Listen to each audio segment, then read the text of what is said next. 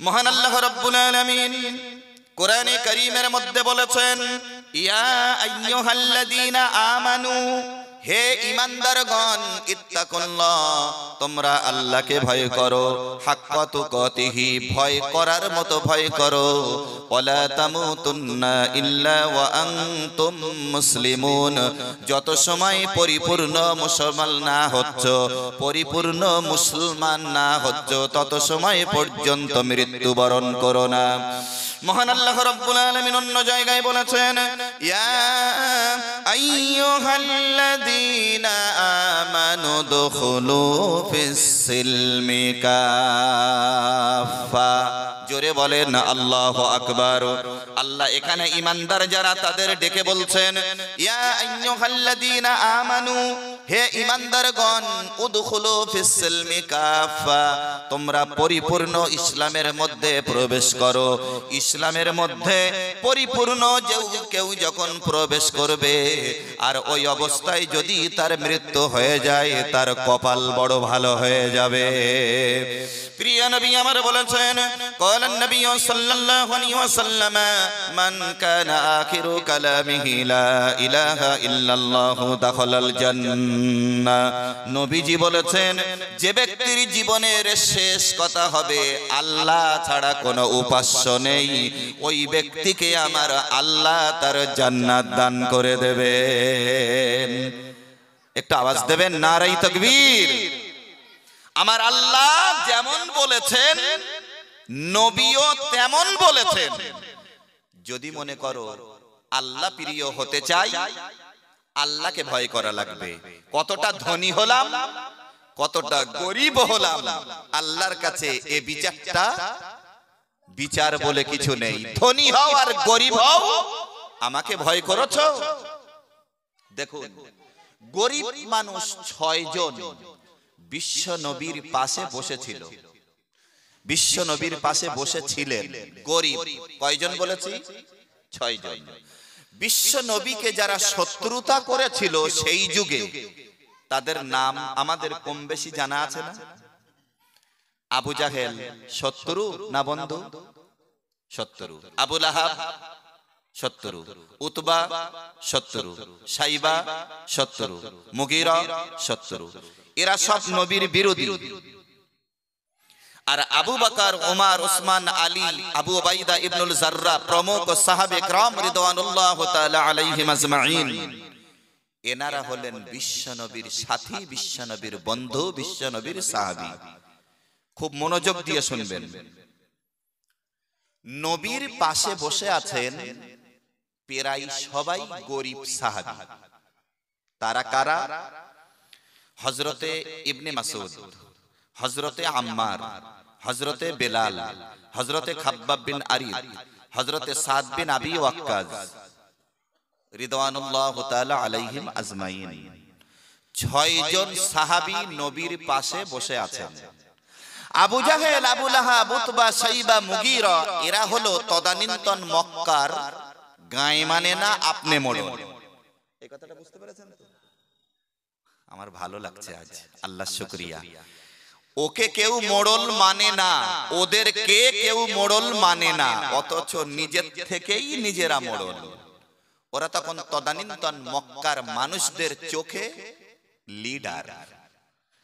এরা এই আবু জাহেল, আবু লাহাব, উতবা, সাইবা, মুগীরা বলছে, মুহাম্মদ, আমাদের ইচ্ছা হয় তোমার দলে যাই, কিন্তু তোমার পাশে যারা সব সময় থাকে তাদের সঙ্গে আমাদের মর্যাদার মিল হয় না, যার কারণে আমরা তোমার পাশে যেতে পারি না। তুমি এক কাজ করো, ওই সাথীগুলোকে তুমি একটু সরিয়ে দাও, আমরা তোমাদের দলে, তোমার দলে চলে যাই, তাহলে তোমার আর কোনো অসুবিধা হবে না। বসেছিলেন কে কে? আরেকবার বলি, হযরতে খাব্বাব বিন আরিদ, হযরতে আম্মার, হযরতে বেলাল, হযরতে সাদ বিন আবি ওয়াক্কাস, হযরতে ইবনে মাসউদ, হযরতে আম্মার, এরাই রাসূলুল্লাহর পাশে বসা। এই এক একজনের জীবনী যদি বলি, আপনারা যদি দোয়া করেন 2-4 ঘন্টা পার হয়ে যাবে এক একজনের জীবনীতে। দেখি কতটা যেতে পারি। নবী করিম সাল্লাল্লাহু আলাইহি ওয়াসাল্লামের কাছে ওরা বলল, মর্যাদার সাথে সামঞ্জস্য হচ্ছে না। ওরা গরিব, কেউ কারোর বাড়িতে চাকরানির দায়িত্ব পালন করত, কেউ কারোর বাড়ির দাস ছিল, কেউ না খাটলে খাওয়া হয় না, অসহায় গরিব, না আছে তাদের কোনো বংশমর্যাদা, না আছে তাদের কোনো আভিজাত্য, না আছে তাদের কোনো অর্থ, অর্থাৎ ওই কটাকে সরিয়ে দাও, আমরা সব কজন তোমার পাশে যাচ্ছি। বুঝতে পেরেছেন কথা? প্রিয় নবী জনাবে রাসূল আরবি সাল্লাল্লাহু আলাইহি ওয়াসাল্লাম সঙ্গে সঙ্গে মনে করেছেন এরা সবাই আমার কাছের। ইবনে মাসউদকে বলবো সরে যাও, ডাকবো চলে আসবে। বেলালকে বলবো সরে যাও, ডাকবো চলে আসবে। সাদ বিন আবি ওয়াক্কাসকে বলবো চলে যাও, সরে যাও, ডাকলে চলে আসবে। এক কথায় এদের যদি সাময়িক একটু সরিয়ে রাখতে পারি, আর মক্কার লিডার গুলো সব যদি আমার দলে এসে যায়, লা ইলাহা ইল্লাল্লাহর দাওয়াত দেব, বাধা দেওয়ার কেউ থাকবে না। আল্লাহর নবী সরল সিধা মনে স্বাভাবিকতা বজায় রেখে নবীজি মনে করলেন এই লিডার গুলোকে টানতেই হবে, এরা আমার কাছের, সরিয়ে দেব, সরে যাবে, ডাকবো আবার চলে আসবে। সুতরাং সাময়িক এতটুকু সময় হলেও একটু সরিয়ে রাখি। নবীজি তর্জনী গর্জন করে বললেন না সরে যাও, নবীজি জবানে বললেন না সরে যাও, নবীজি চোখের ইশারায় বললেন না সরে যাও, নবীজি হাত দিয়ে ইশারা করে বললেন না সরে যাও। শুধু মনে মনে আশা পোষণ করেছেন এরা একটু দূরে সরে গেলেই লিডার গুলো আমার পাশে এসে দাঁড়িয়ে যাবে, ইসলাম প্রচার করা আমার জন্য বড় সহজ হয়ে যাবে। নবীজির মনের ভিতরে এই কথা যেই উকি মেরেছে, সঙ্গে সঙ্গে আল্লাহ রাব্বুল আলামিন পাঠিয়ে দিলেন জিবরাইল, আর দেরি করো না, জলদি করে চলে যাও আমার হাবিবের কাছে, আমার হাবিব রে এই বার্তাটা তুমি শুনিয়ে দাও। ওয়ালা তাতুরদিল্লাযীনা ইয়াদউনা রাব্বাহুম বিল গাদাতি ওয়াল আশিয়্যি ইউরিদুনা ওয়াজহা। আল্লাহ জানিয়ে দিলেন জিবরাইল, আমার হাবিবরে শুনিয়ে দাও, আমার হাবিব যেন তাদেরকে বিতাড়িত না করে। আল্লাহ জানিয়ে দিলেন আপনি তাদেরকে বিতাড়িত করবেন না, তাদেরকে সরিয়ে দেবেন না, আপনার পাশ থেকে তাদেরকে হটিয়ে দেবেন না। যারা সকালে আমাকে ডাকে, সন্ধ্যায় আমারে ডাকে, তাদের সরাবেন না। তাদের হিসাব নিকাশের কোনো দায়িত্ব আপনার কাছে নেই, আপনার হিসাবের কোনো দায়িত্ব তাদের কাছে নেই। আপনি যদি তাদেরকে সরিয়ে দেন তাহলে নবী আপনি জালিমদের অন্তর্ভুক্ত হয়ে যাবেন। চিন্তা করেছেন কথাটা? কাকে বলা হচ্ছে? আল্লাহ নবীকে বলছেন, ও নবী আপনি তাদেরকে সরিয়ে দেবেন না যারা সকালে আমাকে ডাকে, সন্ধ্যায় আমাকে ডাকে, তাদের হিসাব নিকাশের দায়িত্ব আপনার হাতে নেই, আপনার হিসাব নিকাশের দায়িত্ব তাদের হাতে নেই। আপনি কেন তাদেরকে সরাবেন? আপনি যদি তাদেরকে সরিয়ে দেন আপনি জালিমদের অন্তর্ভুক্ত হয়ে যাবেন। আল্লাহ ধনী গরিবের বিচার করেছেন? কথা বলেন, বুঝতে অসুবিধা হচ্ছে না তো?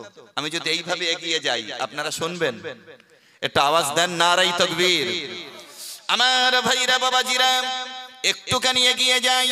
প্রিয় নবী যখন বললেন, ক্বালান নবী সাল্লাল্লাহু আলাইহি ওয়াসাল্লাম, মাফাতিহুল জান্নাতি শাহাদাতু আল্লা ইলাহা ইল্লাল্লাহ, জান্নাতের চাবি হলো এই সাক্ষ্য দেওয়া যে আল্লাহ ছাড়া কোনো উপাস্য নেই।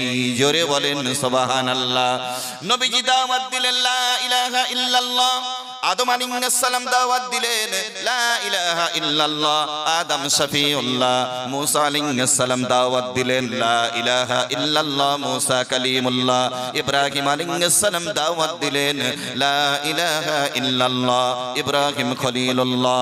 হযরতে ঈসা আলাইহিস সালাম দাওয়াত দিলেন লা ইলাহা ইল্লাল্লাহ। ঈসা রূহুল্লাহ। হযরত ইসমাঈল আলাইহিস সালাম দাওয়াত দিলেন লা ইলাহা ইল্লাল্লাহ। ইসমাঈল জবিহ সবিহুল্লাহ। সমস্ত নবী রাসূলকে আল্লাহ রাব্বুল আলামিন দাওয়াত দিতে বলেছেন লা ইলাহা ইল্লাল্লাহ।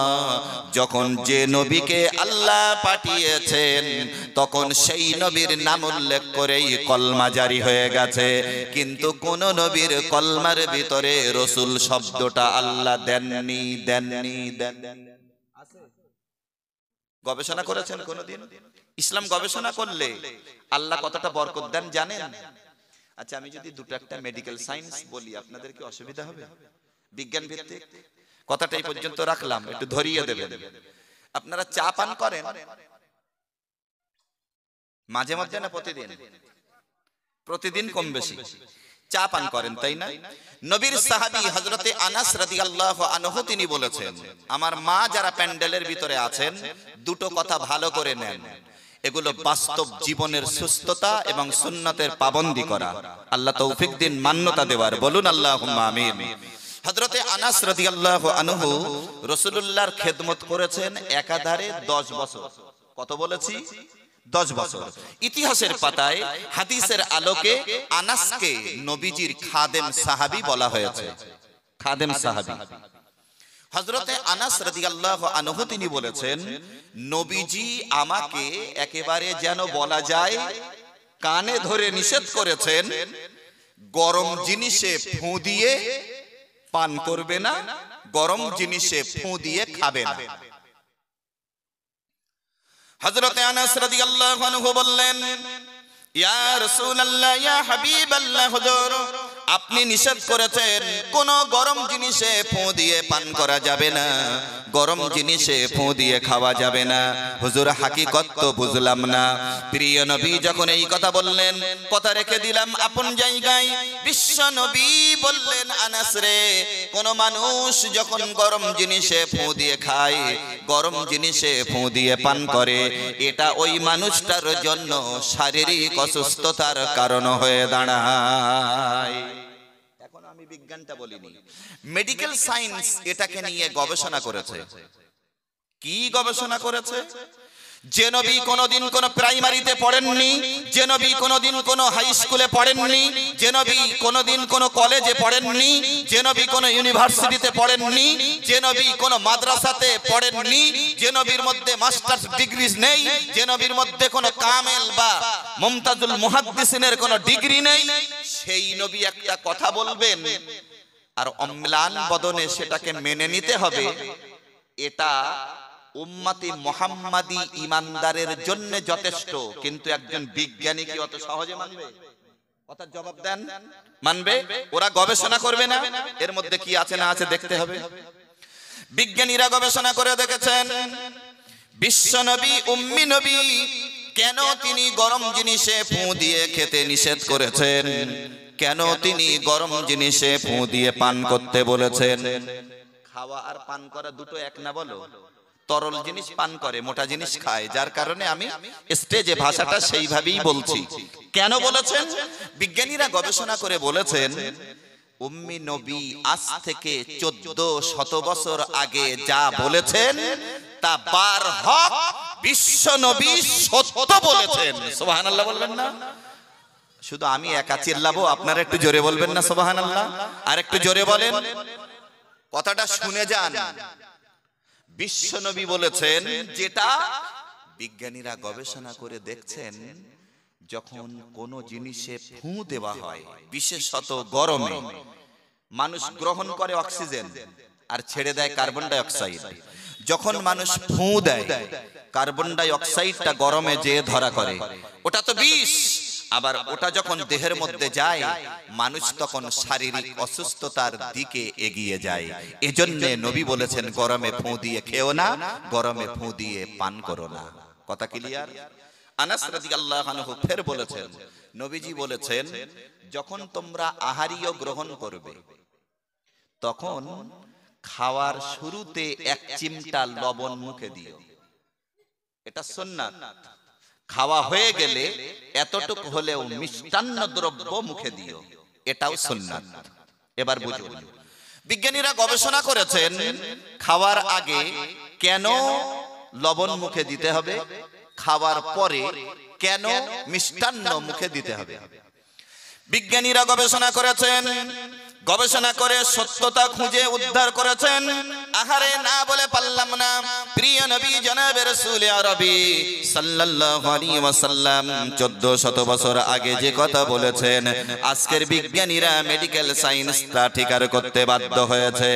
এজন্যই বলেছেন, জিহ্বায় যখন লবণের টুকরা দেওয়া হয়, এক চিমটা এতটুক লবণ যখন দেওয়া হয়, বলুন বাবাজিরা ভাইরা, জিহ্বায় লালা আসে না আসে না? বাস্তবে মিলিয়ে নেন, লালা আসে না? বিজ্ঞানীরা বলেছেন, মানুষ যা খায় লবণ মুখে দেবে আর থালা চেটে পরিষ্কার করে খাবে। আঙ্গুলের সঙ্গে জিহ্বার সম্পর্ক যখন প্রগাঢ় হবে, তখন অবস্থাটা কি হবে? মহান আল্লাহ রাব্বুল আলামিন বলেছেন, আলাম নাজআল লাহু আইনাইনি ওয়া লিসানান ওয়া শাফাতাইনি ওয়া হাদাইনাহুন নাজদাইন। সুবহানাল্লাহ বলেন। আল্লাহ পাক বলছেন, আমি কি তোমাদের দুটো চক্ষু, দুটো ঠোঁট আর জিহ্বা কি দান করিনি? এই জিহ্বা দিয়ে আমরা স্বাদ গ্রহণ করি, আর জিহ্বা নড়ে বলে আমরা দেহের অঙ্গ প্রত্যঙ্গের সমন্বয়ে আল্লাহ বলান বলে জিহ্বা নড়লে কথা বলতে পারি, ঠিক না? বিজ্ঞানীরা গবেষণা করেছেন, কেন মিষ্টান্ন মুখে দিতে হবে, কেন লবণ দিতে হবে? এই গবেষণার মধ্য দিয়ে বিজ্ঞানীরা এটাই বের করেছেন, লবণ মুখে দিলে যেমন লালা আসে, থালা চেটে খাওয়ার সময় জিহ্বার সঙ্গে আঙুলের সম্পর্ক প্রগাঢ় হয়। বিজ্ঞানীরা বলেছেন, থালা চেটে খাওয়া আর লবণ মুখে দেওয়া, এই দুইটার সমন্বয়ে আমার আল্লাহ পাকস্থলীর হজম ক্ষমতা বাড়িয়ে দেন। আর একটু জোরে বলবেন না? যখন মিষ্টান্ন কিছু মুখে দেওয়া হয়, জিহ্বায় লালা আসে না আসে না? এক, প্রচন্ড ঝাল লেগেছে বাচ্চাটা, মা বলছে একটু চিনি মুখে দিয়ে দাও, বলুন ঠিক না? মধু থাকলে একটু দিয়ে দাও। কেন? একদিক দিয়ে ও শারীরিক কষ্ট থেকে মুক্ত হওয়া, আরেকটা দিক দিয়ে হজমে প্রবলেম না হওয়া, আরেকটা দিকে সুন্নাতের পাবন্দি হয়ে যাওয়া। সুবহানাল্লাহ বলবেন না? এই খুঁটিনাটি দৈনন্দিন চলার ভিতরে যা সুন্নাত রয়েছে, আমরা তো মান্যতা দিতে পারি না। কথাটা কোথায় ছিল? ধনী আর গরিবের ব্যাপারে কথা বলছিলাম, তাই না? বিশ্ব নবী বললেন, মাফাতিহুল জান্নাতি শাহাদাতু আল্লা ইলাহা ইল্লাল্লাহ। জান্নাতের চাবি হলো এই সাক্ষ্য দেওয়া যে আল্লাহ ছাড়া কোনো উপাস্য নেই। এই কথা যেই বলা হলো, আবু জাহেল, আবু লাহাব, উতবা, শাইবা, মুগীরা, ওরা তখন বলছে, আবু তালেব শুনছো কিছু? মোড়ল হলে ভাষা একটু চড়া হয়, একটু বলেন চড়া হয়। নির্বাচনের আগে যাকে দেখে সালাম তো ঠিক করে দিতে জানে না। সালাম আলাইকুম বলে ওয়ালাইকুম সালাম। সালামেরও যেমন মাখরাজ, জবাবেরও তেমন মাখরাজ, একদম দুটোই ভুল। আসসালামু আলাইকুম, ওয়া আলাইকুমুস সালাম ওয়া রাহমাতুল্লাহ। বোঝা গেল? যেই নির্বাচনটা হয়ে যায়, পাশ দিয়ে বটচাষা গেলেও তখন আর দেখতে পায় না যদি কিছু চায়, ঠিক না? মনে করবেন না কিছু। তবে অবশ্যই জনপ্রতিনিধি ভালো মানুষ আছে, তা না থাকলে সমাজ চলতো না। আপন জায়গায় আবু জাহেল লিডার, পাওয়ার কি? এই আবু তালেব শুনছো কিছু? কেন, কি হয়েছে? তোমার ভাতিজা একেবারে জানো বজ্র কণ্ঠে বলছে, তোমার ভাতিজা মুহাম্মদ কি বলছে শুনেছো? কেন, কি বলছে? বলছে লা ইলাহা ইল্লাল্লাহ, আল্লাহ ছাড়া উপাস্য নেই। আমরা করব কি? আটকাও তাকে। কি করে আটকাবো? আল্লাহ তাকে ডিউটিটা দিয়েছেন, ইয়া আইয়ুহার রাসূল বাল্লিগ, হে রাসূল আপনি প্রচার করুন, মা উনজিলা ইলাইকা মির রাব্বিক, আপনার রবের পক্ষ থেকে আপনার উপরে যেটা অবতীর্ণ হয়েছে আপনি সেটা প্রচার করুন। আবু জাহেল, আবু লাহাব, উতবা, শাইবা, আমার এখানে কিচ্ছু বলার নেই। স্বয়ং স্রষ্টা আমার ভাতিজাকে বলেছেন, মুহাম্মদ তুমি কোরআন প্রচার করো, আমার বাধা দেওয়ার এখতিয়ার নেই। সুবহানাল্লাহ বলবেন না? আর একটু জোরে হবে না সুবহানাল্লাহ? বিশ্ব নবী এ রাস্তা দিয়ে দাওয়াত নিয়ে যান, ও রাস্তা দিয়ে দাওয়াত নিয়ে যান, ও রাস্তা দিয়ে দাওয়াত নিয়ে যান। এই রাস্তাটা দিয়ে আরেকটা রাস্তায় ওঠা যাবে এমন পজিশন আছে কি না? আপনারা একটু বলুন। এই যে রাস্তাটা আপনাদের সামনে আছে, তাই না? ধরে নিলাম কোনো পজিশন নেই, এই রাস্তায় ফিরতে হবে। এমন রাস্তায় নবী যখন প্রবেশ করেছেন, ওই আবু জাহেল, আবু লাহাব তখন ঐক্যবদ্ধ হয়ে সাথীদেরকে নিয়ে, এই মুহাম্মদ আজকে এই রাস্তায় গেছে, ফিরে আসবে, এই রাস্তা ছাড়া দ্বিতীয় কোনো রাস্তা নেই, আজকেই সুযোগ, দুনিয়া থেকে তাকে বিদায় করে দেওয়ার, দাঁড়িয়ে যাও এখানে। আর আল্লাহ বলছেন, ইয়া আইয়ুহান নাবিয়্যু হাসবুকাল্লাহ, ও নবী আমি আল্লাহ আপনার হেফাজত করনে ওয়ালা। আর একটু জোরে বলেন, আল্লাহ যদি বলেন আমি হেফাজত করব, সারা পৃথিবী ক্ষতি করতে পারবে? কিছু মনে নেবেন না, বোঝানোর জন্য বলছি। আপনাদের গ্রামে বিগত দিনে 100 দিনের কাজ হয়েছে না? হয়েছে। একজন চাচাজি শারীরিক অসুস্থ, যেতে পারছেন না। কিভাবে যাবেন গন্তব্য পর্যন্ত তিনি শক্তিতে পেরে উঠছেন না। এমন সময় কোনো না কোনো কারোর বাইকে বলি, রিকশায় করে বলি, ভ্যানে করে বলি, সাইকেলে করে বলি, ওই পর্যন্ত গেছে। গ্রামের আর একজনের ছেলে, সেই ছেলেটা সুপারভাইজার, সে একটা জায়গায় চেয়ারে বসে আছে, কর্মীরা কাজ করছে, সুপারভাইজার চা দেখছে। চাচা আস্তে আস্তে যেয়ে বলছে, খোকা আমার শরীরটা ভালো নেই, জানো তো সংসারে 5-6 জন মানুষ, একটা দিন যদি কাজ বন্ধ হয়ে যায় তাহলে আমার পরিবার শুদ্ধ, ওরা খাবে কি? আমার নামটা একটু তুলে দাও না। সুপারভাইজার একটা কৌশল করে বলল কি, তুমি অন্তত কষ্ট করে হলেও খানিকটা পানি টানি এদেরকে একটু দাও, আমি তোমার নামটা তুলে দিচ্ছি, ঠিক আছে? পাশের লোকেরা বলছে, ও চাচা তুমি কাজ করবা না? চাচার বলে তখন পাওয়ার বেড়ে যাবে, এই তোর কাজ তোরা কর, মানে ওর তো তখন নাম উঠিলে। কথা বুঝতে পারেন? তোর কাজ তোরা কর। আচ্ছা, এইসব ঘটনাগুলোকে আমি অযৌক্তিক বলছি বাবা, যে একটু বলেন। এখন চাচার যদি সুপারভাইজারের কাছ থেকে এতটুকু অনুমতি পাওয়ার কারণে পাওয়ার বেড়ে যায়, স্বয়ং আল্লাহ বলছেন, ইয়া আইয়ুহান নবী হাসবুকাল্লাহ, ও নবী আমি আল্লাহ আপনার হেফাজত করনে ওয়ালা। ক্ষমতা আছে পৃথিবীর কারো মারার? আমার ভাইরা বাবাজিরা, সঙ্গে সঙ্গে আবু জাহেল, আবু লাহাব, উতবা, শাইবা, মুগীরা ওরা রাস্তায় দাঁড়িয়ে যাবে।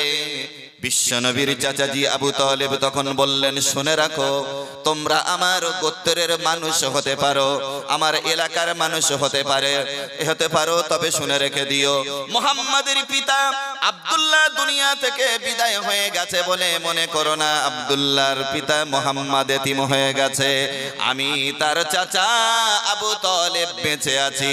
আমার গায়ে এক ফোঁটা রক্ত থাকতে মুহাম্মাদের গায়ে কোনোদিন হাত দিতে দেব না। অথচ ঈমান আনতে পারেননি বলো। কিন্তু ভালোবাসার জায়গায় এতটুক ত্রুটি ছিল না। ভালোবাসার মধ্যে দুটো দিক আছে, একটা আন্তরিক আর একটা বাহ্যিক। কিছু মনে নেবেন না তো, একটা কথা বলি। এক জামাই বাবু শ্বশুর বাড়ি থেকে বাড়ি ফিরে মাকে বলছিল, মা তুমি আমার মায়া করো না, শাশুড়ি আম্মা আমার খুব মায়া করে। এখন মা তো সন্তানের অন্তরের খবর আল্লাহর মতো অতটা তো কেউ রাখতে জানেন না, কিন্তু মায়ের নাড়ির সঙ্গে সন্তানের নাড়ির টান থাকে বলো।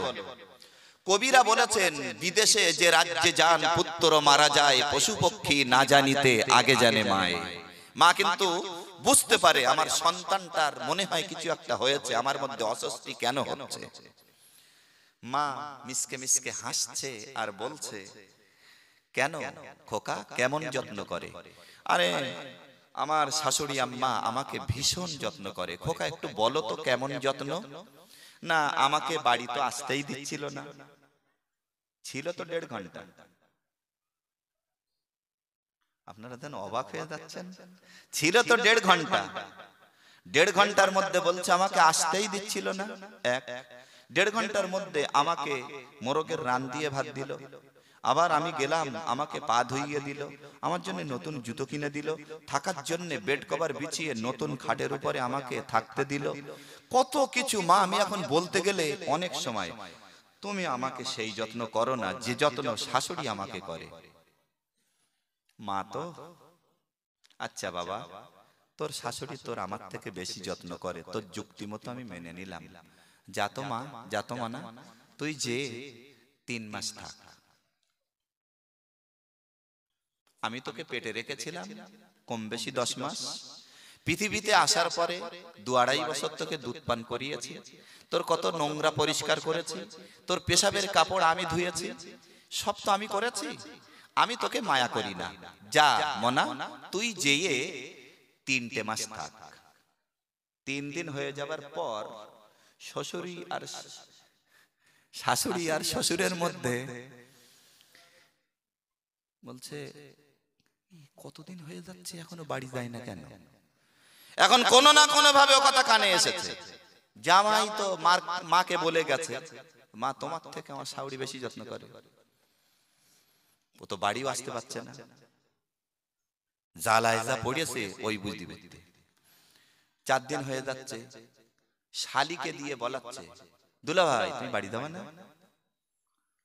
বলছে এই সবে তো 4 দিন আলো।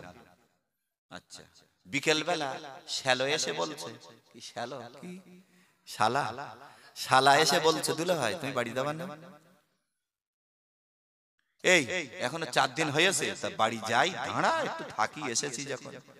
5 দিনের দিন সকালবেলা শাশুড়ি এসে বলছে, খোকা কাজ কাম করতে হয়, খাওয়া দাওয়া জোগাড় করতে হয়, তুমি জামাই মানুষ, তোমার তো শুধু মুধু ভাত দেওয়া যায় না, তা তুমি এক কাজ করো, এখন একটু বাড়ির দিকে যাও, আবার এসে কোনি। দাঁড়ান, তা মুড়োই উঠি আগে, আপনারাই ওয়াজ করলে কি করে হবে? এখন 5 দিনের দিন বিকেল বেলা শ্বশুর এসে বলছে, খোকা কয়েকটা দিন হয়ে যাচ্ছে, জামাই এইভাবে থাকলে জামাইয়ের মর্যাদা থাকে? কথাটা শালা শালি শাশুড়ি সবার থেকে শ্বশুরের কথাটা একটু টেম্পারেচারটা বেশি হয়েছে না? দাদা শ্বশুর এসে বলছে, এই নাচ জামাই আর কদিন থাকবি, বসে বসে গিলতেছো, বাড়ি যাও। দাদা শ্বশুর তো এইভাবেই কথা বলবে। এখন সবার কথা এক জায়গায় করে দেখা গেল ওর মধ্যে টেম্পারেচারটা বিরাট বেড়ে গেছে, রাগ করে দৌড়ে বাড়ি এসেই মার পায়ে জড়িয়ে ধরে, মা আমার অন্যায় হয়ে গেছে, আমার ভুল হয়ে গেছে, মা আমি জীবনের ভুল সব বুঝতে পেরেছি।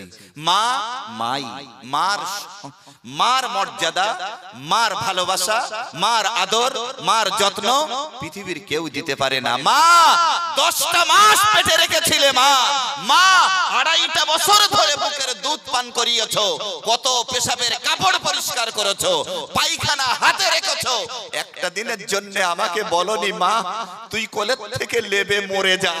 আর আমার শাশুড়ি 5টা দিন হতে পারেনি, আমাকে একবার শালা, একবার শালি, একবার শাশুড়ি, একবার শ্বশুর, একবার দাদা শ্বশুর সবাই মিলে বলেছে, খোকা বাড়ি যাও, বাড়ি যাও। মা যে আমার মা, আমি তার কাছেই আশ্রয় নিলাম। সুবহানাল্লাহ বলে। তাহলে মার বিকল্প পৃথিবীর কেউ হতে পারে না। সুযোগ আসলে পরেও বলছি। আমার ভাইরা বাবাজিরা, বিশ্বনবী জনাবে রাসূল আরবি সাল্লাল্লাহু আলাইহি ওয়াসাল্লাম যখন এইভাবে কলমার দাওয়াত দেওয়া শুরু করলেন, আবু তালেবের ভালোবাসা ছিল, কিন্তু অন্তঃকরণে ভালোবাসা না বসানোর কারণে জীবনের শেষ প্রান্তে যখন পৌঁছেছিলেন ঈমান নসিবে হলো না। বিশ্বনবী জনাবে রাসূল আরবি সাল্লাল্লাহু আলাইহি ওয়াসাল্লাম এক পর্যায়ে বলেছিলেন, শোন তোরা আমাকে মেরেছিস, আমি তা সহ্য করেছি, আমার গলায় ধাক্কা দিয়ে মক্কার গলিতে ফেলে দিয়েছিস, আমি তাও সহ্য করেছি, তায়েফের ময়দানে আমাকে তোরা রক্তাক্ত করেছিস, তাও সহ্য করেছি, ওহদের মাঠে আমাকে লোহার কড়া দিয়ে কপালের ভিতরে ছিদ্র করে দিয়েছিস, রক্ত গলগল করে বেরিয়েছে, আমি মুহাম্মদ তাও সহ্য করেছি। ওরে আমার বংশের মানুষেরা, ওরে কাফের বেঈমানেরা, তোরা একবার পড় লা ইলাহা ইল্লাল্লাহ। আমি মুহাম্মদ তোদের নিয়ে আল্লাহর কাছে গর্ব করব। এরা আমার গোত্রীয়বাসী, এরা সবাই ঈমান এনেছে। আল্লাহ এদেরকে জান্নাত না দিলে আমি মুহাম্মদ স্থির হব না। কপাল খারাপ, যার কারণে নবীকে পেয়েও তাদের কপাল খুলল না। বলেন ঠিক না? জোরে বলেন ঠিক না? নবীর মতো একজন, যার ব্যাপারে গুরু নানকের মতো মানুষ বলেছেন বেদ পুরাণের যুগ চলে গেছে, এখন যদি মানুষ শান্তির পথ খুঁজতে চায় কোরআনের আশ্রয়ে আশ্রয়িত হয়ে যাক। সুবহানাল্লাহ বলবেন না? জীবে প্রেম করে যেইজন সেইজন সেবিছে ঈশ্বর। কথাটা কার? স্বামীজি, স্বামী বিবেকানন্দের মতো মানুষ বলেছেন সাম্যের ও মানুষের ভ্রাতৃত্বের পয়গম্বর একমাত্র মুহাম্মদুর রাসূলুল্লাহ সাল্লাল্লাহু আলাইহি ওয়াসাল্লাম। জোরে বলবেন না সুবহানাল্লাহ? আমার ভাইরা বাবাজিরা, মহান আল্লাহ রাব্বুল আলামিন কোরআনে কারীমের মধ্যে বলেছেন ওমা আরসালনাকা ইল্লা কাফাতাল লিন্নাসি বাশীরাও ওয়া নাযীরা। জোরে বলেন আল্লাহু আকবার, একটু জোরে বলেন আল্লাহু আকবার। আল্লাহ পাক বললেন আমার নবীকে তোমাদের কাছে প্রেরণ করেছি সুসংবাদদাতা রূপে আর সতর্ককারী রূপে, যাতে করে তোমাদেরকে জাহান্নামের ভয় দেখিয়ে ভীতি প্রদর্শন করায় আর জান্নাতের আশা দিয়ে তোমাদের ঈমানের দিকে ডাকে। মহান আল্লাহ রাব্বুল আলামিন কোরআনে কারীমের অন্য জায়গায় বলেছেন ওয়ামা নুরসিলুল মুরসালিনা ইল্লা মুবাশশিরিনা ওয়া মুনজিরিন। সুবহানাল্লাহ, সুবহানাল্লাহ। আল্লাহ পাক বলছেন আমার নবীকে তোমাদের কাছে পাঠিয়েছি সুসংবাদক করে, সতর্ককারী রূপে। এবার দেখুন, এই সমাজে অনেক ছেলে আছে না যারা তাস পেটে, আমার কথা জবাব দেবেন, তা না হলে অন্যমনস্ক হয়ে যাবেন। যারা তাস পেটে, এমন ছেলে আছে না নেই? নভেম্বর চলে যাবে, ডিসেম্বর চলে যাবে, শুধু টাকি রোডে দাঁড়াবেন, জেবিএল বক্স বাজিয়ে 407 আর 107 উপরে এক শ্রেণীর ছেলেরা, যাদের মাথায় টুপি দিলে নেড়া না চুলওয়ালা বোঝা যাবে না, এইরকম ধরনের কিছু ছেলে, যাদের প্যান্ট পায়ের পাতা থেকে শুরু করে উরু পর্যন্ত 36 জায়গায় ছেঁড়া, ডেডাং ডেডাং করতে করতে চলে যাবে জানুয়ারি পালন করতে। এই ছেলে আছে না নেই? কথা বলেন, আছে না? আছে না? এরাও যদি মনে করে ভাই আশিক বিল্লাহ তুমি আমাদের আমন্ত্রিত মেহমান, বক্তা করে তোমাকে এনেছি, তুমি যা কথা বলছো কোরআন হাদিসের আলোকে, মনের মধ্যে একটু ইচ্ছা হচ্ছে ওই মদের আড্ডায় আর যাব না, তাসের আড্ডায় আর যাব না, মা বাপের সঙ্গে আর দুর্ব্যবহার করব না, জানুয়ারি পালন করার জন্য আর জানুয়ারি মাসে জেবিএল বক্স বাজিয়ে এই উল্টো পাল্টা নাচ নাচন নাচতে নাচতে আর যাব না। ঠিক তার পাশাপাশি মায়েদেরকেও বলবো, যখন ওই কি কলাকাটা অমাবস্যা না কি বলে, কলাকাটা অমাবস্যা আপনাদের এদিকে বলে, ওইটা কোন পুজোর একটা সময় হয়, যাই বা হোক, ওই সময় দেখা যায় অনেকে রাতে ভাত খায় না, তাই না? হ্যাঁ,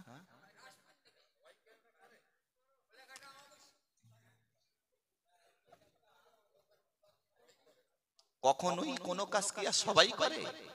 কিন্তু উদখুলু ফিস-সিলমি কাফা, পরিপূর্ণ ইসলামের মধ্যে ঢোকো। এবার কি বলবো, তাই না? এই জন্য সমাজে যদি এতটুক থাকে, একটা পুঁটি মাছকে টিপে মারা যায়, একটা কাতলা মাছকে মারতে গেলে আষাঢ় মারতে হয়। বলুন ঠিক না? একটা পুঁটি মাছ টিপে দিলাম, মরে গেল। একটা কাতলা 4 কেজি ওজনের মারেন তো টিপে, ওকে তো আষাঢ় মারতে হবে। ছোট্ট যখন গজিয়েছে নির্মূল করে দেই, তাহলেই সুবিধা হবে। আমার মায়েদের বলছি, মা আমাবস্যা পালন করা ইসলামে বেদাত, এটা করা যাবে না। জীবনের মতো তওবা করে ফিরবো। এখন যুবক বন্ধু যদি বলে ভাই আশিক বিল্লাহ মদের আড্ডায় সময় পার হয়েছে, তাসের আড্ডায় সময় পার হয়েছে, লটারির টিকিটের পিছনে সময় পার হয়েছে, মিথ্যার উপরে সময় পার হয়েছে, অন্যায় অনৈসলামিক কার্যকলাপের উপরে সময় ব্যয় হয়েছে, ফিরে আসার কোনো পথ আছে কি? প্রশ্ন তো আসতেই পারে। অনেকে তো বলে এই 65 বছর পর্যন্ত নামাজ পড়িনি, এই কটা দিন বাঁচবো আর নামাজ পড়ে কি হবে, এমনি তো জাহান্নামে যেতে হবে।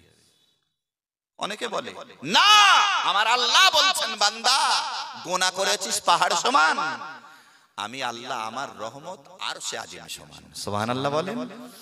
মহান আল্লাহ রাব্বুল আলামিন ফিরে আসার জন্য পরিকল্পনা দিয়েছেন, ওমা নুরসিলুল মুরসালিনা ইল্লা মুবাশশিরিনা ওয়া মুনজিরিন, আমি আমার নবীকে প্রেরণ করেছি তোমাদের কাছে সুসংবাদদাতা করে, সতর্ককারী রূপে। ফামান আমানা, যে ব্যক্তি ঈমান আনবে, ও আসলাহা, এবং নিজেকে বদলে নেবে। সুবহানাল্লাহ বলবেন না? আরেকটু জোরে বলবেন না? এখানে বদলানোর সুযোগ আল্লাহ দিয়েছেন না দেননি? যে ব্যক্তি বদলে নেবে, ফালা খাউফুন আলাইহিম ওয়ালা হুম ইয়াহজানুন, তাদের কোনো ভয় নেই, আমি আল্লাহ বলছি তাদের কোনো চিন্তাও নেই। জোরে বলেন সুবহানাল্লাহ। ফিরে যখন আসবে কেমন আসবে? ফামান তাবিআ হুদায়া ফালা খাউফুন আলাইহিম ওয়ালা হুম ইয়াহজানুন। আল্লাহ বলছেন আমার বর্ণিত আইন ও কানুন তোমরা মেনে নাও। ফামান তাবিয়া হুদায়া, এখানে হুদা শব্দের অর্থ করেছেন মুফাসসিরা কোরআন, মুফাসসিররা অর্থ করেছেন এখানে হুদা বলতে কোরআন। এই কোরআনে কারীমের বর্ণিত আইন ও কানুনকে মেনে নাও, তোমাদের জন্য কোনো ভয় নেই, কোনো চিন্তাও নেই। সুবহানাল্লাহ বলবেন না? মহান আল্লাহ রাব্বুল আলামিন অন্য জায়গায় বলেছেন, ওয়াল্লাযীনা আমানু ওয়া আমিলুস সালিহাতি উলাইকা আসহাবুল জান্নাহ, যারা ঈমান এনেছে আর ভালো কাজ করেছে আল্লাহ পাক বলছেন তাদের জন্য রয়েছে জান্নাত, হুম ফিহা খালিদুন, এবং চিরকাল তারা জান্নাতের ভিতরে থাকবে। আরেকটু জোরে বলবেন না? মহান আল্লাহ রাব্বুল আলামিন ফিরে আসাটা কেমন হবে? মদ ছেড়ে দিলাম কিন্তু তাস ছাড়লাম না, বাপের সঙ্গে ভালোবাসা দিলাম কিন্তু মায়ের সঙ্গে দিলাম না, রোজার সঙ্গে সম্পর্ক রাখলাম, নামাজের সঙ্গে সম্পর্ক রাখলাম না, দানের সঙ্গে সম্পর্ক রাখলাম, যাকাতের সঙ্গে সম্পর্ক রাখলাম না। এমন মানুষ আছে না নেই? আছে না নেই? এখন এই ফিরে আসাটা কেমন হবে? আমার বলো আত্মা ঠান্ডা হয়ে যাচ্ছে আজ। কেন জানেন? এই সরতা ভালো পেলে অস্কতি ভালো লাগে। একদম আল্লাহর দিকে চেয়ে বলছি। তাই নবী বলেছেন, মাল্লাম ইয়াশকুরিন নাস লাম ইয়াশকুরিল্লাহ, যে মানুষকে ভালো বলতে জানে না সে আল্লাহকে ভালো বলতে পারে না। আবার মানুষকে নিন্দা করতে হয় তো নাকি? আবু জেহেলকে ভালো বলবো? জবাব দিলেন না তো। একজন বললে হবে? সবাই বলবে। আবু জেহেলকে ভালো বলবো না, আবু লাহাবকে ভালো বলবো না। অনেক সময় আছে কঠোরতা দিয়েও তাদেরকে দলে আনতে হয়, আবার অনেক সময় নরমিয়াত দিয়েও দলে আনতে হয়। কিছু যদি মনে না করেন আর একটা কথা কই, আমার কথাটা আছে কোথায়? যে ফিরে যদি আসতে হয়, সেই ফিরে আসাটা কেমন ভাবে ফিরে আসবো, তাই না? মদের সঙ্গে সম্পর্ক, অজের সাথে সম্পর্ক, গানের সাথে সম্পর্ক, কোরআনের সাথেও সম্পর্ক, এমনটা হয় না? যে কান দীর্ঘদিন ধরে মোবাইলের গান শুনে শুনে ঘুমিয়েছে, এই কানে ইন্তেকালের পূর্বে কলমা দিলে সে কান কি শুনবে? হুজুর ঢুকেছেন? হ্যাঁ আলহামদুলিল্লাহ, নারাই তাকবীর। আর একটু জোরে নারাই তাকবীর। জনাব মুহতারাম আলহাজ হাফেজ মাওলানা মুফতি সাহেব হুজুর, আর একটু জোরে বলেন। আচ্ছা, আমি স্টেজে 4 বার নাম ধরেছি না? 4 বার নাম ধরেছি তো, 4 বার, কিন্তু এসে গেছেন শ্রদ্ধেয় ব্যক্তিত্ব। আমি নাম নিয়ে আমার যেন মনে হয় এটা আমার আদবের খেলাফ, যেহেতু আমি নাম বললে তিনি শুনবেন। মুফতি সাহেব হুজুর বললে বুঝতে অসুবিধা আছে কার কার? তাহলে একটু নাম বলি, হাত তোলেন তো। অসুবিধা আছে? কারণ নেই, আওয়াজ দেন নারাই তাকবীর।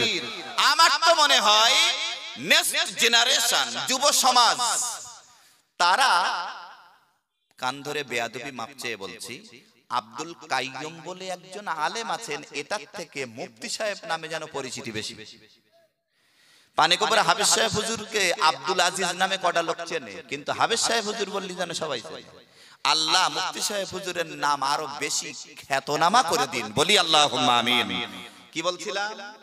যেমন কঠোরতা দিয়েও ফেরাতে হয়, আবার নরমিয়াত দিয়েও ফেরাতে হয়, কিন্তু ভুলে যেতে পারি। যার কারণে বলছি যে ফিরে আসতে হবে কেমন, কোন স্তরে আসলে আমার ফিরে আসাটা ঠিক হবে। মহান আল্লাহ রাব্বুল আলামিন পরিকল্পনা দিয়েছেন, ওয়ামা আতাকুমুর রাসূলু ফাখুযুহু ওয়ামা নাহাকুম আনহু ফান্তাহু। আগে বলেন সুবহানাল্লাহ। আল্লাহ পাক বলছেন, আমার নবী তোমাদের জন্য যা যা আদেশ করেছেন তা মানো, আমার নবী তোমাদের জন্য যা যা নিষেধ করেছেন তা বর্জন করো। এবার আমার যদি এই কথা ব্যাখ্যা দিতে হয় কতটা সময় লাগবে বলেন? এক কথায় নবী উম্মতের ব্যাপারে বলেছেন হ্যাঁ হালাল, নবী উম্মতের ব্যাপারে বলেছেন না, বর্জন করা লাগবে। কথা বোঝা গেল? আমার ভাইরা বাবাজিরা, আরেকটু গানে এগিয়ে যাই। বিশ্ব নবী জনাবে রাসূল আরবি সাল্লাল্লাহু আলাইহি ওয়াসাল্লাম কলমার দাওয়াত দিয়েছেন, বাধা এসেছিল না আসেনি? কথা বলেন, আসেনি? আচ্ছা, বর্তমান সময়ে আমার মতো একটা চুনোপুটি আশিক বিল্লাহ যদি বলে মদ হারাম, কোন যুবক বন্ধু যেন মদের ধারে কাছে না যায়, 40টার মধ্যে 2টো ছেলে তো বলতেই পারে হুজুরা রস খুঁজে পাইনি, ওই ঝাড়ে কোপতেছে, পারে কি? তাই বলে কি কোরআন এবং হাদিসের আলোকে স্পষ্ট যেটা হারাম সেটা যদি আমি না বলি, এটা সত্য গোপন করা হবে না? প্রকৃত মা আর ধার করা মা দুটো কি এক হতে পারে? এক হতে পারে? আজকে আমরা চিনতে ভুল করছি। আমি জোর গলায় বলছি, আমরা অনেক সময় দেখা যায় সমাজের কিছু কিছু নামধারী আলেম অথবা কিছু নামাজি মুসল্লি চিনতে ভুলে যাচ্ছে। আলেম চেনার ক্ষেত্রেও অনেক সময় ভুল সিদ্ধান্ত হয়ে যাচ্ছে। আমার ভাইরা বাবাজিরা, একটুখানি বলি, আবু জাহেল জানতো মুহাম্মদ আল্লাহর নবী, আবু লাহাব জানতো মুহাম্মদ আল্লাহর নবী, উতবা সাইবা মুগীরা জানতো আল মুহাম্মদ আল্লাহর নবী, আবার আবু বকরও জানতেন, ওমরও জানতেন, ওসমানও জানতেন, আলীও জানতেন, সাহাবীরা জানতেন এটা আল্লাহর নবী। এই দুইটা জানার মধ্যে পার্থক্য আছে না নেই?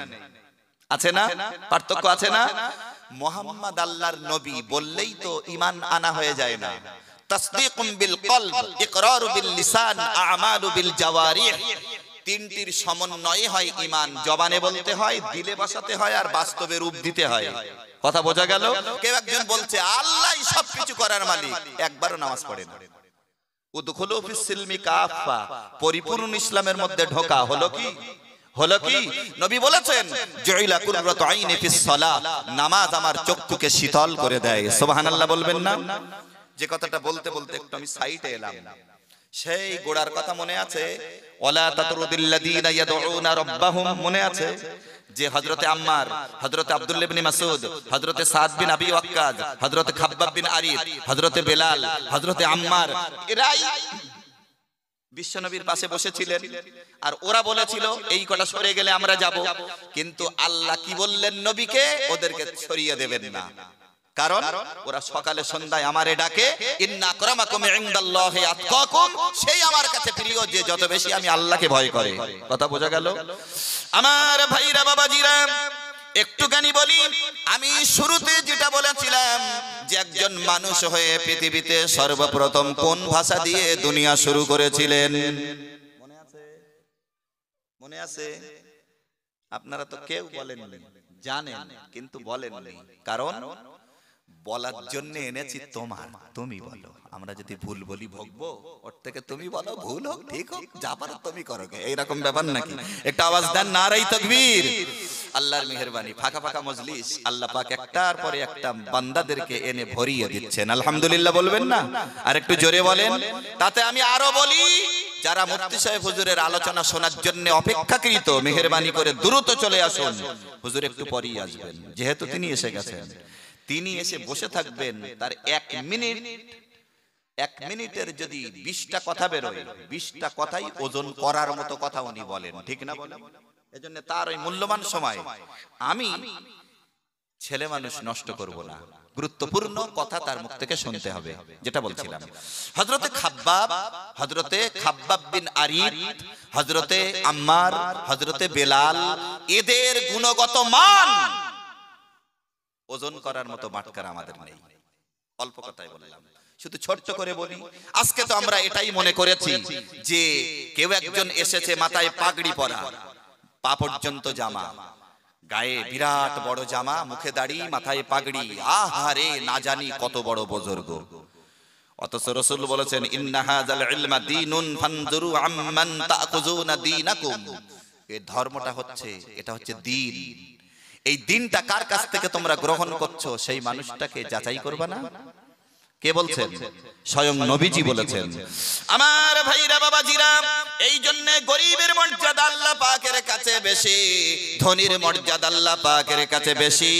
যদি ধনী গরিব যেই হোক না কেন, আল্লাহর ভয় যদি তার ভিতরে থাকে, তাহলে আল্লাহর কাছে মর্যাদা বেশি। এবার একটুখানি খেয়াল করে দেখুন ভাইরা আমার, হযরত রাসূল করিম সাল্লাল্লাহু আলাইহি ওয়াসাল্লামের কাছে মক্কা যেদিন বিজয় দিলেন আমার আল্লাহ পাক, সন তারিখ ছিল 8 হিজরি। 8 হিজরিতে মক্কা বিজয় হয়ে গেল। দিক বিদিকে চতুর্দিকে দেখা যায় ইসলামের জয় জয়াকার। আল্লাহ জানিয়ে দিলেন, ইযা জাআ নাসরুল্লাহি ওয়াল ফাতহ ওয়া রাআইতান নাস ইয়াদখুলুনা ফি দীনিল্লাহি আফওয়াজা। আমার আল্লাহ পাক জানিয়ে দিলেন হাবিবের কাছে, তাফসীরের ভিতরে এসেছে আল্লাহর নবীর ইন্তেকালের 82 দিন আগে এই সূরা নাজিল হয়।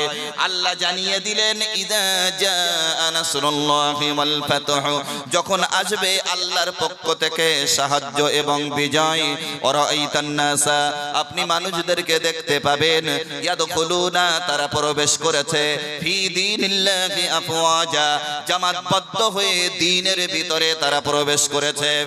একদিকে হিন্দার মতো মহিলা বিশ্ব নবীর কাছে ঈমান আনার জন্য চলে যায়, আবু সুফিয়ানের মতো মানুষ নবীর কাছে ঈমান আনার জন্য চলে যায়, ওয়াসির মতো মানুষ ঈমান আনার জন্য নবীর কাছে চলে যায়।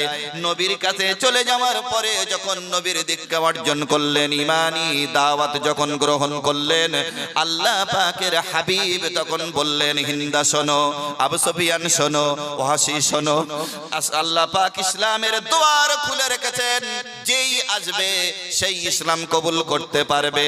তবে জেনে রেখো, সব সময় যেন আমার সামনে তোমরা আসবে না। কেন?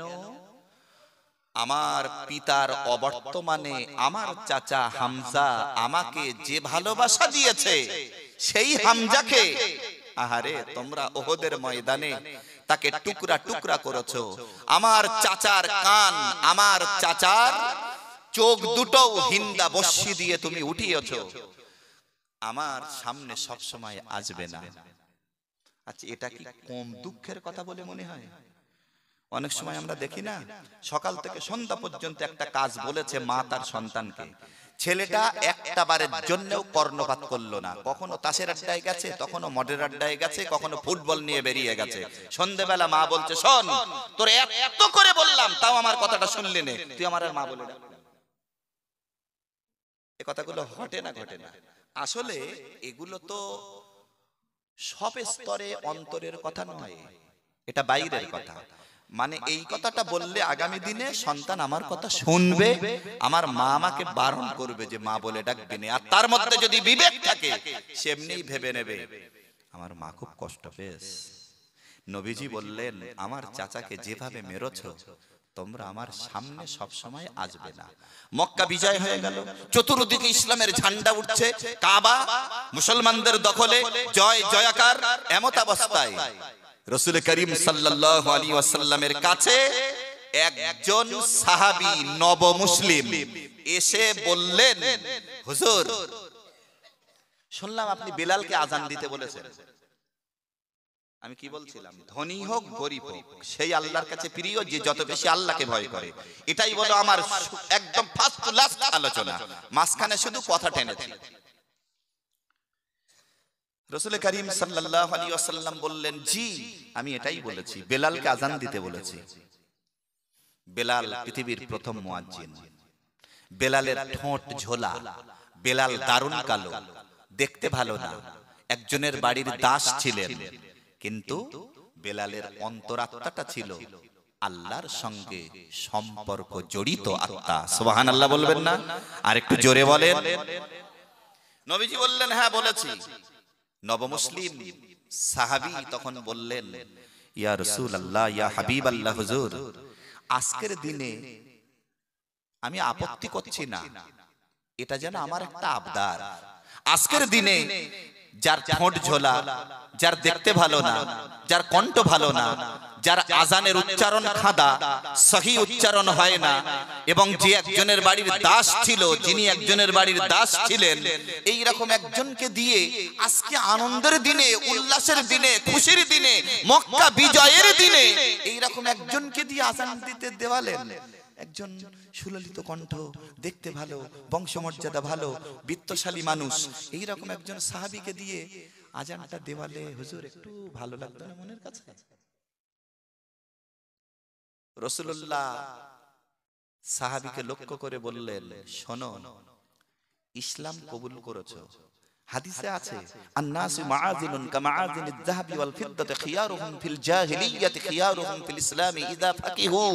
মানব জাতি সোনা রূপার খনির ন্যায়। সোনা রূপা এটা দলা, এটা দিয়ে যেমন মায়েদের এবং প্রয়োজন মতো গহনা বানানো যায়, একটা দলা দিয়ে আপনি কর্মকারের কাছে শাকরা তাই না, তার কাছে যান, মাকড়ি বানাতে বলবেন, ওই দলা থেকে কেটে বের করে নিয়ে মাকড়ি বানিয়ে দেবে। হার বানাতে বলবেন, সে তা পারবে।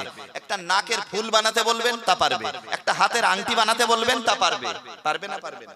তাহলে সোনা দিয়ে, রৌপ্য দিয়ে যদি গহনা তৈরি করা যায়, মানুষ তো সোনা রূপার খনির ন্যায় ছিল, ভুলের ভিতরে ছিল, অজ্ঞতার ভিতরে ছিল, জাহিলিয়াতের মধ্যে ছিল, মদের আড্ডায় ছিল, তাসের আড্ডায় ছিল, চিন্তা ভাবনার ভুল সিদ্ধান্তে। যদি একবার মনে করে আমাকে একটু বদলে নিয়ে সঠিক সিদ্ধান্তে পৌঁছাই, পারবে না? পারবে না মানে নবী বলেছেন যে এরা সোনা রূপার মতো।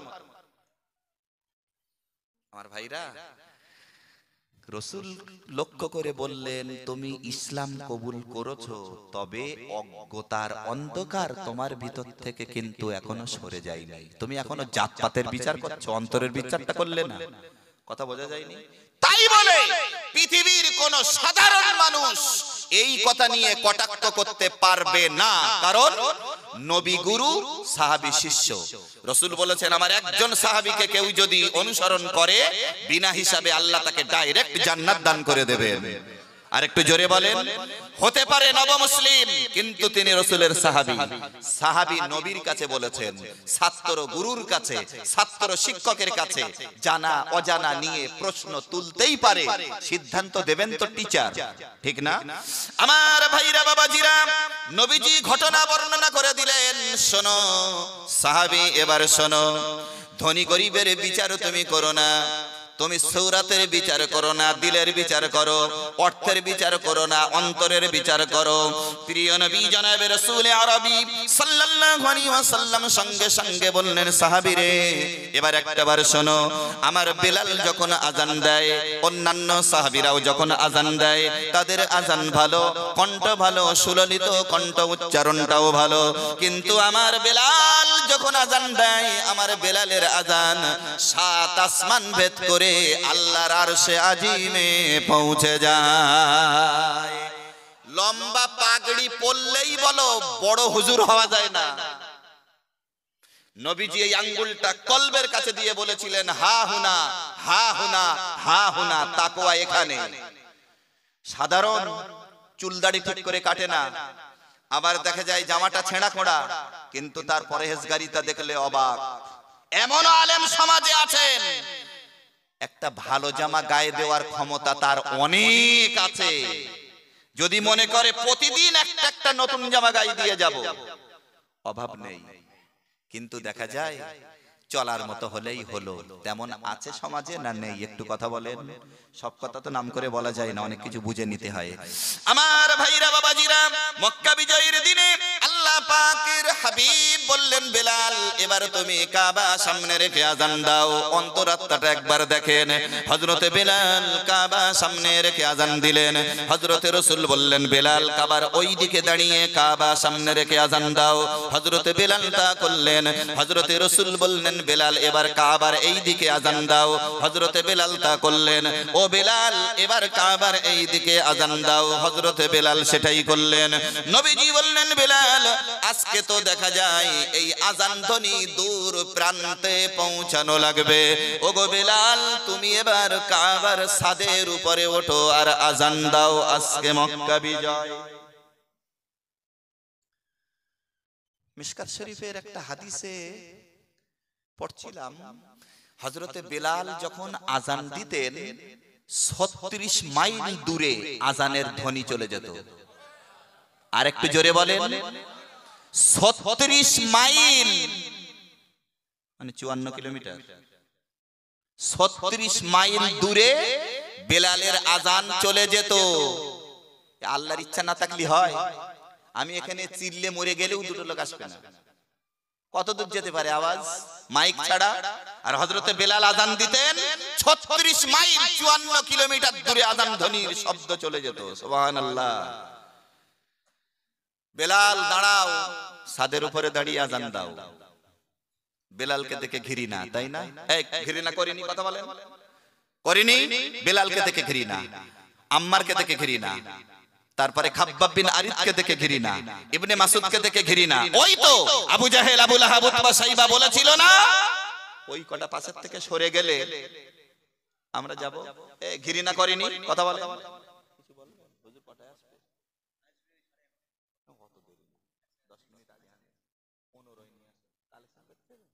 আচ্ছা যাক, আরেকটুখানি মিনিট 15 পরেই হুজুর আসছেন ইনশাআল্লাহ। আপনারা অসন্তুষ্ট হচ্ছেন? এটা আওয়াজ দেন, নারায়ে তাকবীর। হযরতে রাসূল বললেন, ওগো বেলাল আর দেরি করো না, এবারে তুমি আজান দাও, ছাদের উপরে দাঁড়াও। হযরতে বেলাল ছাদে উঠলেন।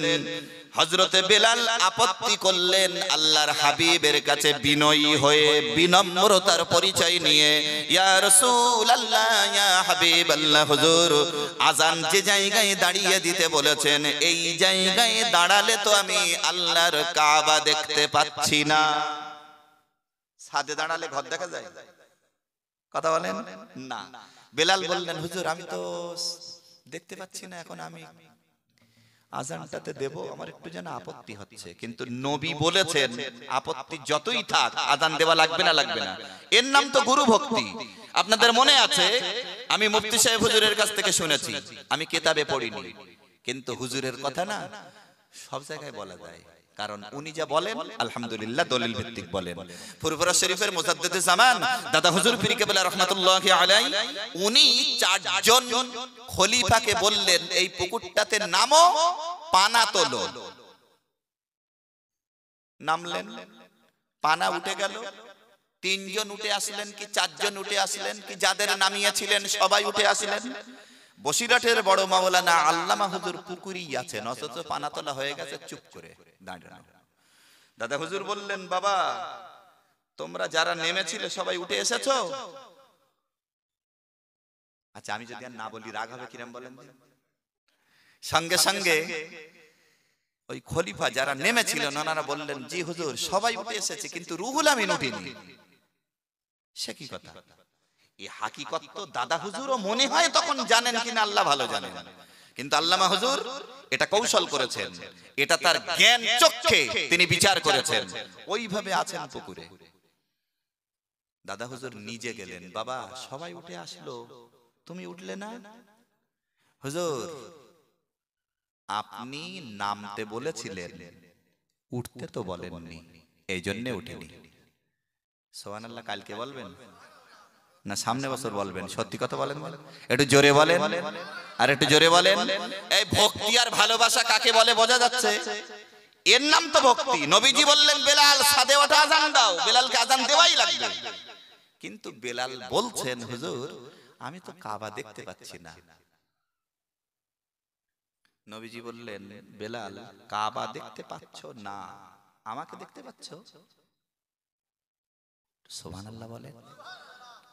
বল, সুবহানাল্লাহ বলার পরিবেশ তৈরি না হলি বলি কি করে, তাই? একটু দিল খুলে বলেন সুবহানাল্লাহ।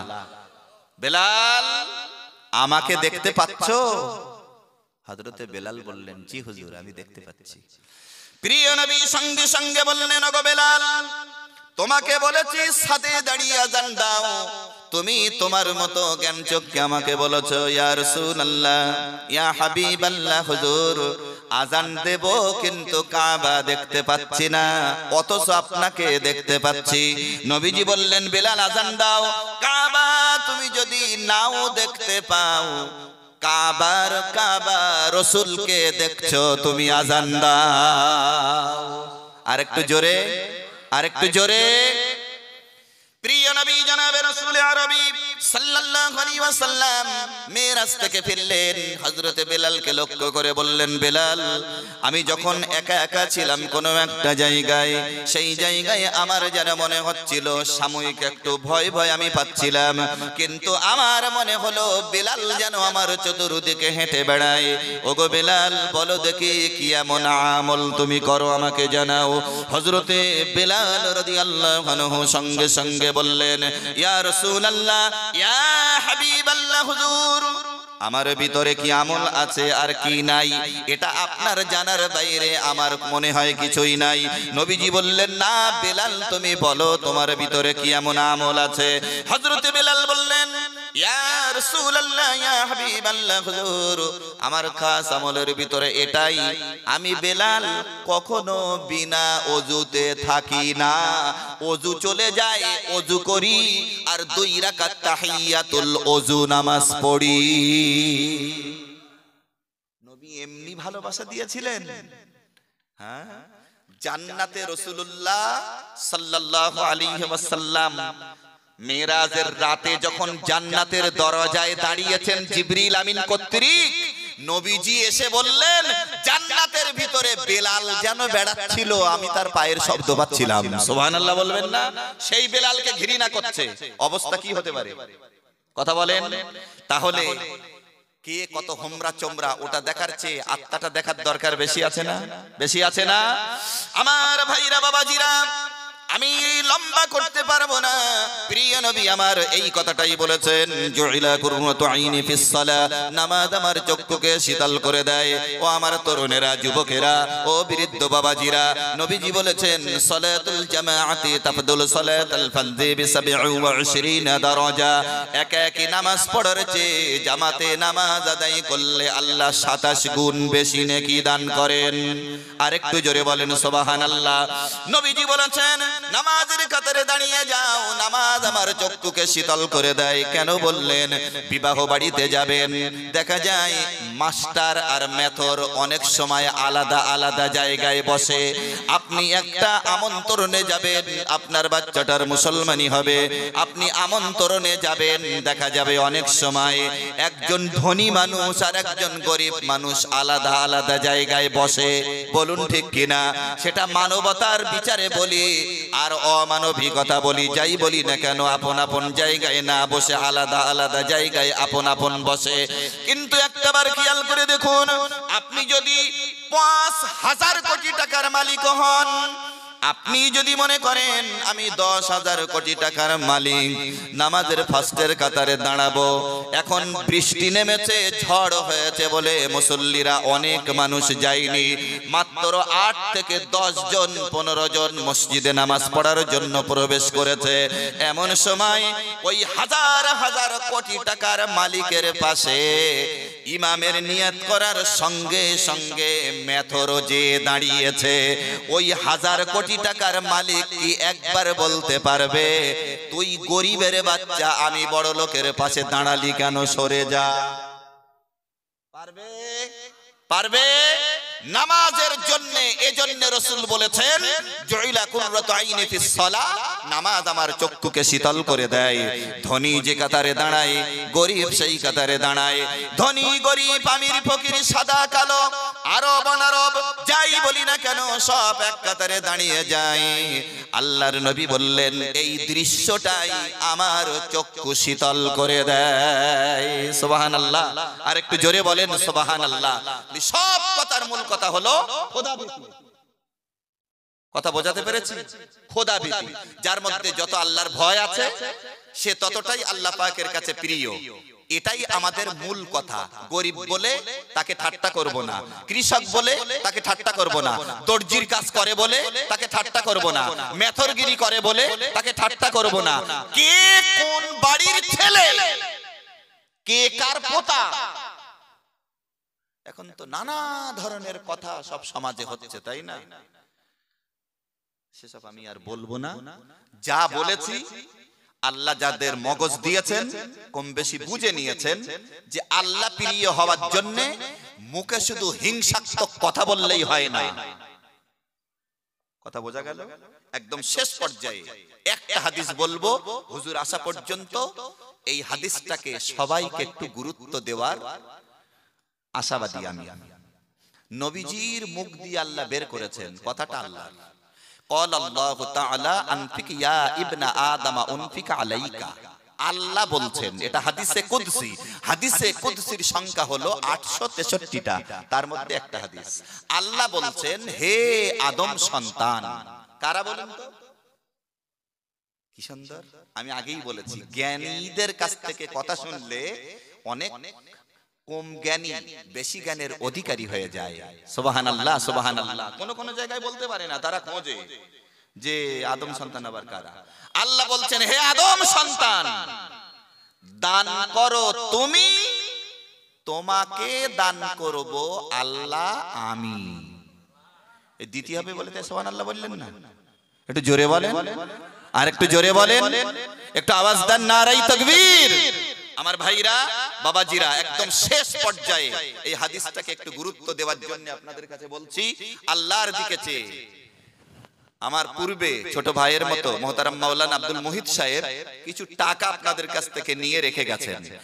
একটাই হাদিস, আল্লাহ বলছেন হে আদম সন্তান তুই দান কর, আমি আল্লাহ তোকে দান করব। আল্লাহ যদি দান করেন পৃথিবীতে কেউ কোনোদিন গরিব হয়ে যাবে বলে মনে হয়?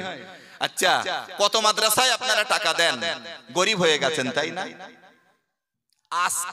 আজকে আমি তত্ত্বটা নিয়েছি, একটুখানি দেখেন কথাটা। নবীজি বলেছেন আটকে থাকা রিজিক টেনে আনে। কিসে? এই জ্ঞানীদের জন্য ইঙ্গিতটাই তো যথেষ্ট। কিসে টেনে আনে? দানে। দান আটকে থাকা রিজিক টেনে আনে, ঝুলে থাকা বিপদ দূর করে, কখনো কখনো লেগে থাকা রোগ মুক্তির কারণ হয়ে দাঁড়ায়। সুবহানাল্লাহ বলবেন না? আর নবীজি বলেছেন দাতা আল্লাহর কাছে, দাতা জান্নাতের কাছে, দাতা বান্দার কাছে, দাতা জাহান্নাম থেকে দূরে। সুবহানাল্লাহ বলবেন না?